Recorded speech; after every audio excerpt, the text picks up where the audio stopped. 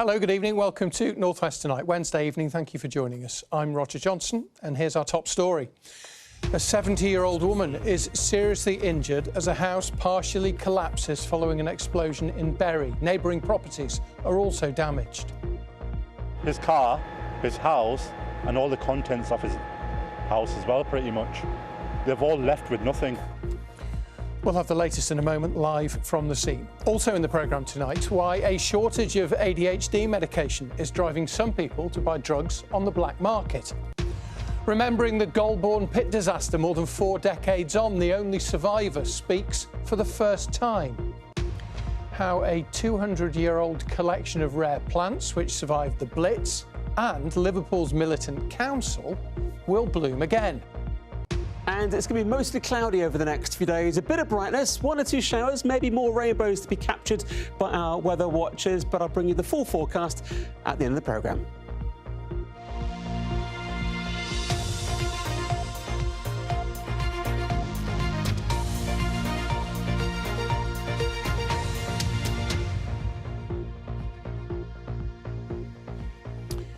Fire and rescue teams are still in Bury tonight at the scene of an explosion which left a 70-year-old woman seriously injured. It happened just before 11 o'clock this morning at a house on Nelson Street in the Fishpool area of the town. Nearby homes and a primary school had to be evacuated. Let's go live to Judy Hobson. She's been monitoring developments during the day for us. So, Judy, what more can you tell us about what happened there? Well, you know, it happened 6 hours ago, and yet Fire and Rescue Service here is still firing jets of water into the property. Now, a viewer did send us some footage taken just after the explosion. It shows the ferocity of the fire that followed. And as you say, a 70-year-old lady remains in hospital in a serious condition. Now, this is just off Gig Lane by Bury Football Club. It's a row of 11 terraced houses, and it's happened in the second-to-end terrace. It's completely collapsed. But the Fire and Rescue Service say they're going to be here throughout the night and in the coming days, and there's still no explanation as to what has happened here. Greater Manchester Fire and Rescue Service were mobilised to reports of an explosion. It's undetermined as to what caused that explosion currently, but we will continue to work with partners and with Greater Manchester Police to determine that cause. Now, the properties in this terrace have all been evacuated, and the family living next door told us that they heard a loud bang and it was frightening, and they're looking at their house now and saying it doesn't look structurally safe. They've no idea when they're going to be allowed back home again. Next door's pretty much just not there at all, really, is it? And his house is pretty much drenched top to bottom. His car, his house, and all the contents of his house as well, pretty much. They've all left with nothing. What did you see and what did you smell? I just saw a massive amount of smoke going up into the air. I thought it was one of these houses at first, but it's that one down there. Well, Bury Football Club did open its doors for any residents who had nowhere to go. Thankfully, however, that wasn't needed. And fire crews here say they're going to be working as fast as they possibly can to make sure the residents here can get home as soon as possible. Judy, thank you very much. We'll have the latest on that on our late news at 10:30 this evening. Now, in last night's programme, we heard about the national shortage of medication used to treat ADHD, attention deficit hyperactivity disorder. Well, tonight, we're taking a look at how that shortage is leading desperate patients to get their drugs from illegal online sites. It's a potentially dangerous alternative, of course. Dan O'Donoghue has this exclusive report. They look like everyday prescription pills, but the black gloves suggest this isn't your average high street chemist. This is a channel on the encrypted app Telegram. It's been set up as an illicit marketplace, pushing mail-order medication for anxiety and ADHD. Many of the ADHD medications the seller claims to stock are no longer on the shelves of pharmacies due to a UK-wide shortage. Our investigators posed as potential buyers on the app and found black market sellers offering up pills in potentially lethal doses. We inquired about an order for 3 types of ADHD pills worst hit by the national shortage. The minimum order, we were told, was £120. At £3 per pill, that's at least 40 tablets, far more than would be prescribed at once by a certified chemist. The seller then asks for a payment by Bitcoin and a delivery address. Here at this clinic in Warrington, they test for ADHD before putting patients on a treatment plan. So for that reason, I'm going to ask you very specific questions, so I will read the question to you, okay? This is what we call a QB check, okay? So what we're going to do here, it's a computerised test. We put our findings to a psychiatrist, Dr. Morgan Terene. He sent you pictures of a whole load of different classes of drugs, some of which are benzodiazepines and opioids. And these drugs are all potentially lethal rather than just dangerous, particularly if you weren't used to taking them and you took a higher dose. And I would certainly not advocate anybody ever take any type of drug that they bought illicitly, because you really have no guarantee what it is. You don't know if it's the right drug for you, even if it is the one that you normally take. With long waiting lists for an NHS assessment, the average is 3 years according to research by the charity ADHD UK. Many are turning in desperation to online assessment centres. But how do they know which ones to use, and is it safe? I think the first thing you need to do is go and see your GP, and most GPs will have a referral pathway. But if you are going to go down the route of trying to look for a private diagnosis, advice would be really do your homework, make sure that the person has got consultants or practitioners who have the right credentials, who have lots of experience, and make sure the assessment process is thorough. The medicines regulator warned that pills purchased on the black market do not meet safety standards and pose a significant risk to patients. They advise that patients should only obtain pills prescribed by an authorised healthcare professional and sold at a registered pharmacy. There is a market out there. Wherever there's a need, there's a market. But the real risks with that are you have no idea what you're buying, because potentially it could be a completely different substance. And usually the people who are selling this type of medication on the black market are not always the most helpful type of characters, let's put it that way, and you could get yourself in a real mess. Dan O'Donoghue, BBC North West Tonight. Now, Greater Manchester police officers today pleaded guilty to sexually assaulting a 6-year-old girl while he was on duty. Dean Dempster committed the offence in Oldham on the 29th of December last year. He'll be sentenced at Liverpool Crown Court at a later date. Tomorrow, voters in Rochdale go to the polls in what has to be one of the strangest by-elections that the North West has ever seen. It's been a chaotic campaign, hasn't it? Outsiders tipped as possible winners, Labour, of course, pulling out, and another candidate facing a possible prison sentence. Let's go live to Rochdale then, to Yunus Muller, who's there for us tonight. I don't want to over-egg it, but it has been a bit of a mess, this, hasn't it, Yunus? Roger, let me show you the front page of today's Manchester Evening News. Voters deserve so much better. It's a question that's being asked by many across the political spectrum. We know by-elections can throw surprises, be unpredictable, but what you have here is really quite bizarre. Now, Sir Tony Lloyd had a majority of more than 10,000 of the last election. You can imagine Labour were pretty confident of regaining this seat, but then they disowned their candidate, the experienced local politician Azza Ali, for comments that have landed him in an anti-Semitism row. He's apologised for that. You've got two other former Labour MPs who were suspended during their time with the party also taking part. George Galloway, outspoken, he's the leader of the Workers' Party for Britain. He's been talking a lot about Gaza in a town with a significant Muslim population. Simon Danchuk, a former Labour MP here in Rochdale, he too is taking part. He was suspended during his time as well. You've also got a number of other candidates, of course. The Tory candidate, he had to interrupt his campaign to go on a long-planned holiday. He's standing for the Reform UK, which is to the right of the Conservatives. And the Lib Dem candidate, well, he pulled out of a BBC election debate when he found out only 2 candidates were willing to take part. And another potential twist with the Green Party. That's right, Roger. The Green Party also disowned its candidate for old tweets about Islam and Gaza and threw its weight behind an independent who's an environmental protester and a former vicar. But he faces a court appearance for non-violent direct action, is avoiding and hoping to avoid a jail sentence. So on top of that, of course, you've got the question of Azza Ali still being the Labour candidate on the ballot paper. It was too late legally to change that. What effect will that have? Will Labour voters still turn out and vote for him, not realising he's no longer the Labour candidate? And one more thing, Roger, not a single woman is standing in this election out of those 11 candidates. Now, all of them will say, forget about the controversy, focus on what we're going to do for Rochdale. And if you want to find out more about what they have in their plans, you can go onto the BBC News website, where we'll have details of all 11 candidates and their policies. OK, Yunus, thank you. Yunus Muller there live for us in Rochdale tonight. A by-election there then tomorrow.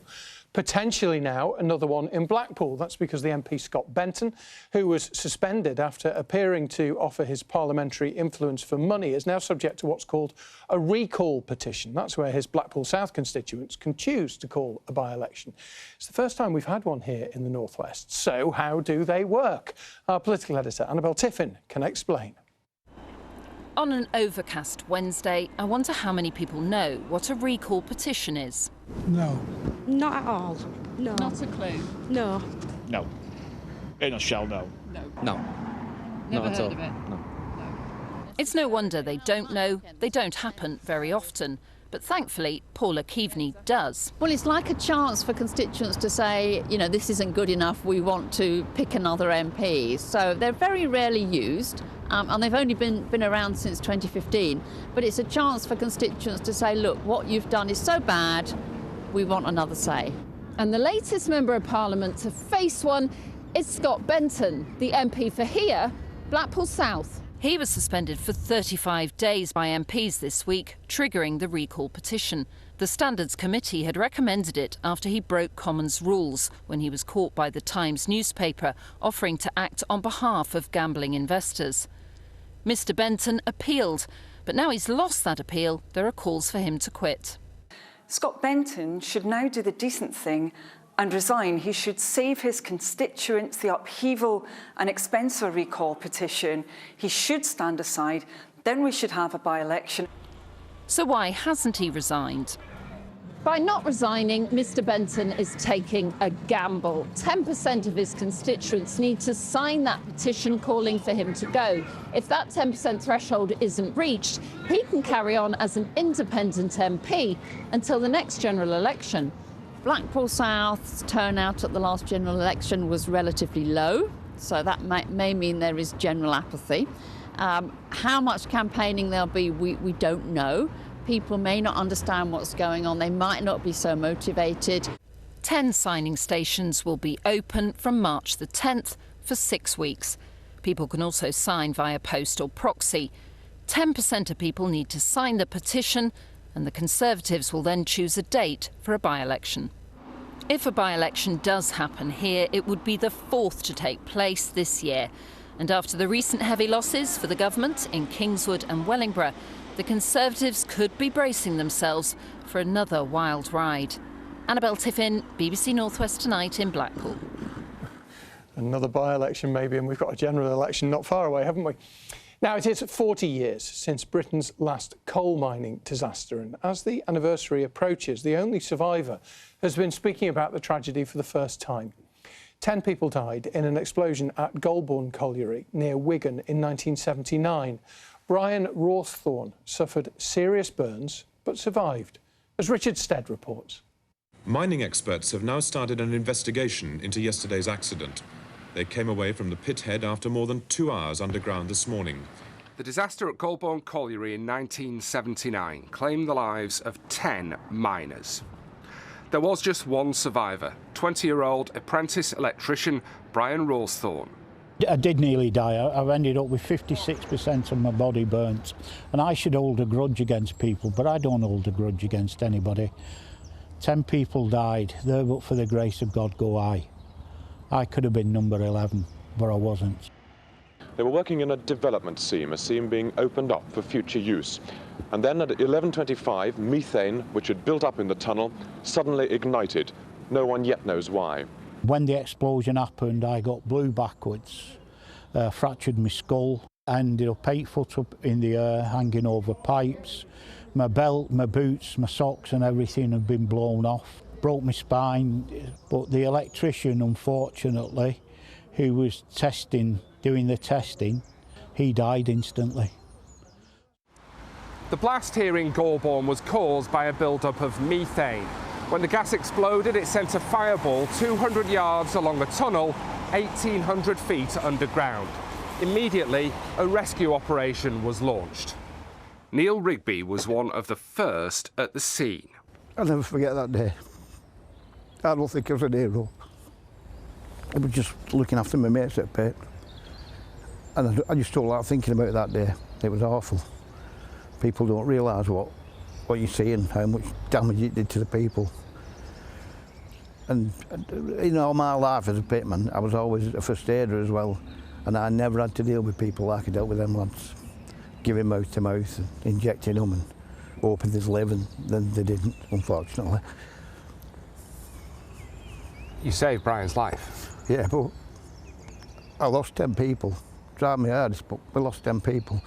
There'd just been an explosion. He didn't know what he was going into, didn't know what he was going to find, didn't know whether it was going to explode again. And he was the second one down there and carried me up on the stretcher. So I hold him in deep, deep affection and regard, yeah.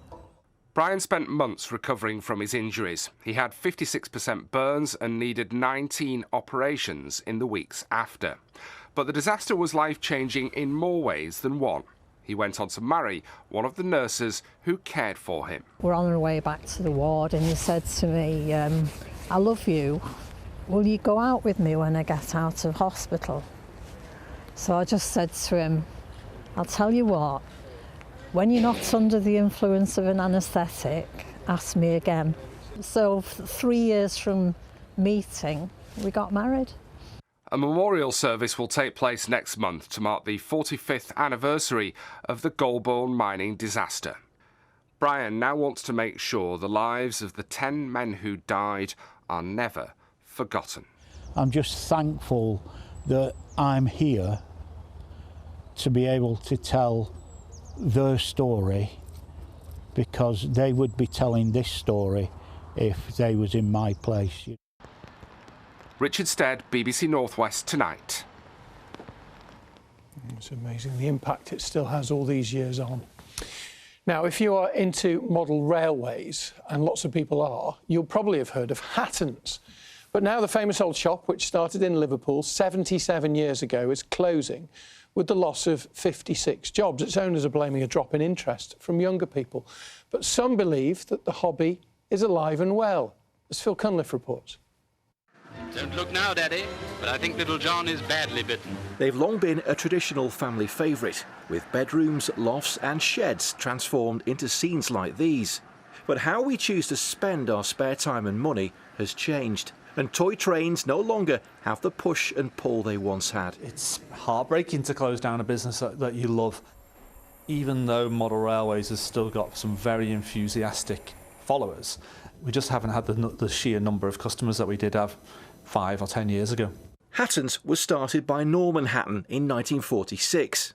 For years it was the go-to place in Liverpool for all things model railways.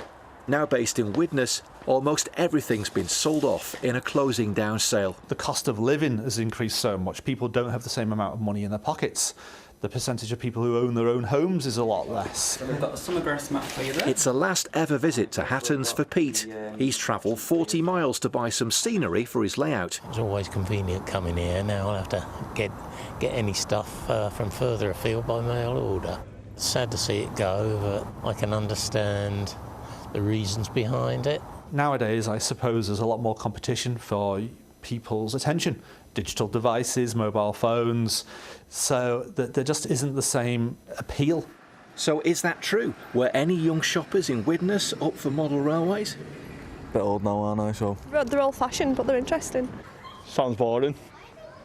Hattens' closure has prompted some to question the hobby's future, but talk of its demise is nonsense, according to one celebrity rail buff. I'm 77 years old, and for 57 years of my life I've heard that model railways are dead. Every 3 or 4 years they're going to go play computers. Well, I'm seeing more children now and youngsters and want to get involved with us than I've ever seen before. While it's the end of the line for one long-established family business, Hattens say that other shops don't have to go the same way as them. They definitely have a future. I think maybe for the boutique retailer rather than the high volume, sell thousands each week kind of retailer. Boutique is how you might describe this family-run shop. They benefit from passing trade, yet the owners are wary of taking any success for granted. The model industry is suffering a little bit because it's become almost a luxury item. We're not at the top of people's shopping lists, but you have got people who've been doing so long that they're not going to give up. Phil Cunliffe, BBC North West Tonight, Witness. Oh, brilliant, aren't they, those models? Football, big night in the FA Cup lies ahead for Manchester United and Liverpool this evening after mixed fortunes for Manchester City and Blackburn Rovers last night. Here's Richard Askham. This was a defeat that would be tough to take for a Blackburn side who pushed their Premier League opponents all the way. Rovers created several chances before Newcastle took the lead. Anthony Gordon slotting home for Eddie Howe's side. But Blackburn kept on pushing and found a deserved equaliser. Sammy Smodics reacting quickest to knock in his 24th goal of the season. Sammy Smodics! With no further goals, it meant a penalty shootout would decide the contest.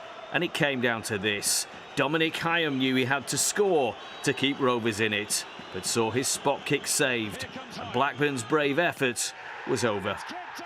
Suggestions that Manchester City's Erling Haaland might have lost his sharpness were firmly dispelled after a devastating 5-goal display from the Norwegian at Luton. An astonishing 8th hat-trick for City, who cruised through 6-2 to the quarter-finals. How tall it is, it's not easy to get back, and every game is getting better, That doesn't change our approach, because that is for every game. Every game for Liverpool has an extra edge in what is Jurgen Klopp's last season in charge. After lifting the Carabao Cup on Sunday, his team will want to keep that momentum going, and even with a lengthy injury list, will be confident of having too much for the Championship Southampton at Anfield. Richard Askham, BBC North West Tonight. United's game is here on BBC One. Hopefully it'll finish in time and we won't have the late news even later tonight. Now, one of Liverpool's prize assets is a 200-year-old collection of exotic tropical plants. But it has been years since we've all had the chance to enjoy them. But now, thanks to a lottery grant, that is all about to change, as Andy Gill explains.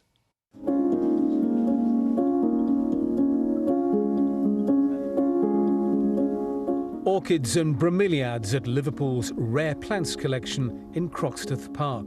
There are thousands of exotic plants here, many brought to Liverpool by seafarers and in some cases slave traders from voyages around the world. Orchids was a great big thing back in the Victorian times, so that's what they wanted, all the orchids from around the world. You know, it's to add the best toys, wasn't it, you know. The collection was started in 1803 by the reforming MP William Roscoe. In 1828 he published a book with lavish illustrations of the plants. The problem is that Liverpool's botanical collection is not just historic, it's hidden. It's not been on public display for many years. But the council is hoping that this lottery grant will pave the way to get more funding to restore all of the greenhouses so that all of this can be enjoyed by everybody. The greenhouses are in poor condition. It does leak actually sometimes with the really heavy rain. The near £250,000 lottery money the council secured will go towards restoring the Peach House. If it can get more money, the council then wants to restore more buildings and develop a visitor and education programme. There's a real focus on making sure that we really make the best use of our heritage assets, but also showing people for generations to come that what we have here in the city, what we have here in Croxteth is absolutely fabulous, and we want to make sure that people have access to that. The collection hasn't just survived the centuries. In the 1980s, gardeners took plants home to look after because of fears that the then militant Labour Council wanted to get rid of the collection. Now the people who work here want to share their passion with a wider public. It's part of Liverpool's heritage. You know, like we said, 200 and odd years, and it's not fair if it's hidden away from the public. It does need to be shown, and there's some great plants here. Andy Gill, BBC North West Tonight, Liverpool. Beautiful plants. Not sure whether it's good weather for the gardens at the moment. There's a few plants coming through, aren't there? A few signs of spring, and of course on Friday, 1st of March, it's meteorological spring. However, it's going to turn colder in the next couple of days. In fact, there's some snow in the forecast as well. I'll get on to that in just a moment. For today, it's been rather cloudy, although 1 or 2 rainbows have been caught there by our weather watchers with a few showers. This evening, it's very wet out there at the moment, and we'll see some heavy rain spreading its way south and eastward overnight tonight. But it will clear away for the early part of Thursday morning. But that was actually a cold front that moved southeastward, and it means that it will turn a bit chillier into tomorrow morning, although it will be frost-free first thing in the morning. Quite a bit of cloud around on Thursday, a few bright or sunny spells, particularly around the Isle of Man. We could well see 1 or 2 showers developing later in the day, but these will be pretty isolated, few and far between. For many of us, it will stay dry, but again, mostly cloudy. Temperatures don't change very much from the morning, so it will be a chillier day with highs of 7 to 9 degrees. Now, going into Friday, we've got this area of low pressure that's going to move its way in from the Atlantic, and as it pushes in, you can see the white here and the threat of some snow. But that snow will be over the higher ground. We're looking about 200 metres upward, where we'll see some snow settling down to low levels. It will be some rain around on Friday, clearing away to the northeast, replaced by some sunny spells, and a further rain spreading in from the south late in the day. But again, that will fall as snow over the higher ground. Maximum temperatures on Friday, about 6 or 7 degrees Celsius. That area of low pressure is still there, even as we go through the weekend, so it remains unsettled. Further wintry showers expected on Saturday, but it should be a little bit drier on Sunday. Yeah, I've noticed that quite a few buds are coming through in the garden and starting to feel a bit more spring-like when it's mild, isn't it? Yes, definitely. The daffodils have been out, haven't they? Yeah. May not be so happy, though, Friday, Saturday. No. We'll see. Thank you, Simon. Hopefully see you for the late news at 10:30, as long as the football finishes. Thanks for watching.